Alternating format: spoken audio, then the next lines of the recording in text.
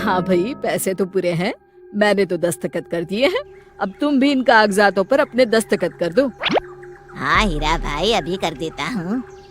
ये लो कैलाश, जमीन के कागजात। आज से मेरे खेत के मालिक तुम हुए। अच्छा हीरा भाई, अब मैं चलता हूँ। फिर कैलाश जमीन के कागजात लेकर वहाँ से चला जाता है। तभी अंदर से हीरालाल की पत्नी वहाँ आती है और हीरालाल से कहती है, वाह जी वाह, आपने तो आज कमाल कर दिया।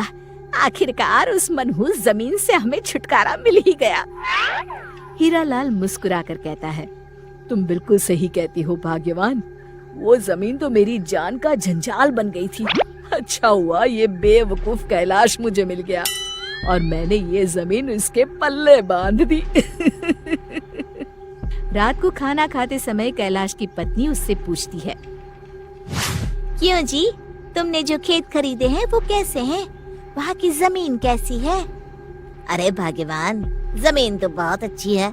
मैं पूरे दावे से कहता हूँ, अगर उस पर सही तरीके से खेती की जाए तो वो सोना उगलेगी, सोना। भगवान करे आपकी बात सच निकले और हमारे बुरे दिन जल्द ही खत्म हो जाए। फिर अगले दिन कैलाश खेतों पर पहुंचता है। फिर शाम तक काम करने के बाद कैलाश अपना सारा सामान उसी पेड़ के नीचे छोड़कर अपने घर लौट जाता है। फिर अगले दिन कैलाश खेतों पर पहुंचता है। कैलाश ये देखकर हैरान हो जाता है कि उस पेड़ के नीचे से उसके द्वारा छोड़े गए सारे सामान गायब है। अरे भगवान, ये क्या हो गया? मेरा सारा सामान कहाँ गायब हो गया? मेरा तो बड़ा नुकसान हो गया। रात को जरूर कोई चोर यहाँ आकर सारा सामान उठा ले गया होगा। मुझे शहर जाकर फिर से सारा सामान लाना होगा। फिर कैलाश अगले दिन खेती के औजार और सामान वगैरह शहर से खरीद कर ले आता है और अपने खेत पर एक छोटी सी झोपड़ी बना लेता है। हाँ, अब ठीक है। मैं आराम से रात भर खेत में रुककर अपने सामान की रखवाली कर सकता हूँ। अब देखता हूँ कौन सा चोर आता है मेरा सामान चुराने। इस मोटे डंडे से उसकी अच्छी मरम्मत करूँगा। फिर कैलाश झोपड़ी के अंदर आराम से लेट जाता है। देखते ही देखते उसकी आंख लग जाती है।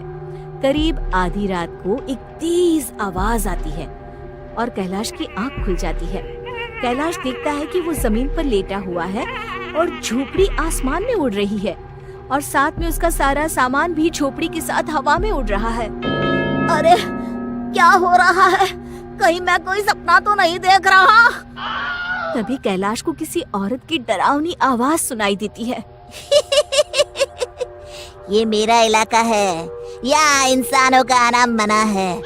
जल्दी से भाग जा यहाँ से, वरना झोपड़ी के साथ तू भी हवा में उड़ता हुआ दिखाई देगा। मर गया रे, यह तो किसी चुड़ैल की आवाज है। इस पेड़ पर तो चुड़ैल का साया है। अब क्या करूं? हे भगवान, तू ही मेरी रक्षा कर। अरे कोई मुझे बचाओ। घबराहट के मारे कैलाश अपनी जान बचाने के लिए वहाँ से भाग खड़ा होता है। कैलाश तेजी से भाग रहा होता है, तभी उसे मुखिया जी का घर दिखाई देता है। कैलाश मुखिया जी के दरवाजे पर जाकर जोर जोर से आवाज लगाता है, अरे मुखिया जी, जल्दी से दरवाजा खोलिए, मुझे अंदर आने दीजिए। मेरे पीछे चुड़ैल पड़ी है। अरे इतनी देर क्यों लगा रहे हो मुखिया जी? मुखिया जल्दी से दरवाजा खोल देते हैं और कैलाश को इस तरह घबराया हुआ देखकर उससे पूछते हैं, अरे कैलाश, तुम इतनी रात को यहाँ क्या कर रहे हो और तुम इतने घबराए हुए क्यों हो? आखिर बात क्या है? कैलाश के साथ जो जो घटना घटी पूरे विस्तार से सारी घटना मुखिया जी को बता देता है।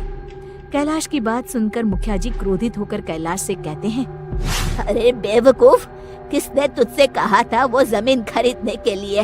हीरालाल तो एक नंबर का चालाक आदमी है। उसने अपनी बातों में फंसाकर वो जमीन तुझे बेच दी। बहुत साल पहले हमारे बाप दादा उस जमीन पर मुर्दे जलाया करते थे। तभी से उस जमीन पर चुड़ैल का साया है, इसलिए उस जमीन के आसपास कोई जाता भी नहीं। कैलाश आशा भरी नजरों से मुखिया जी को देखते हुए कहता है, आप जो उचित समझते हैं वो करिए। बस मेरे खेतों को उस चुड़ैल से मुक्ति दिलवाइए। फिर अगले दिन मुखिया कुछ गांव वालों को लेकर उस खेत में पहुंचते हैं और वहां पूजा पाठ करके पेड़ के नीचे एक छोटा सा शिव जी का मंदिर स्थापित कर देते हैं। देख कैलाश, अब मंदिर स्थापित हो गया है। अब महादेव की कृपा से चुड़ैल तेरे खेत के आसपास भी नहीं भटकेगी। चलो अब हम सब यहाँ से चलते हैं। रात को चुड़ैल खेत के पास वापस आती है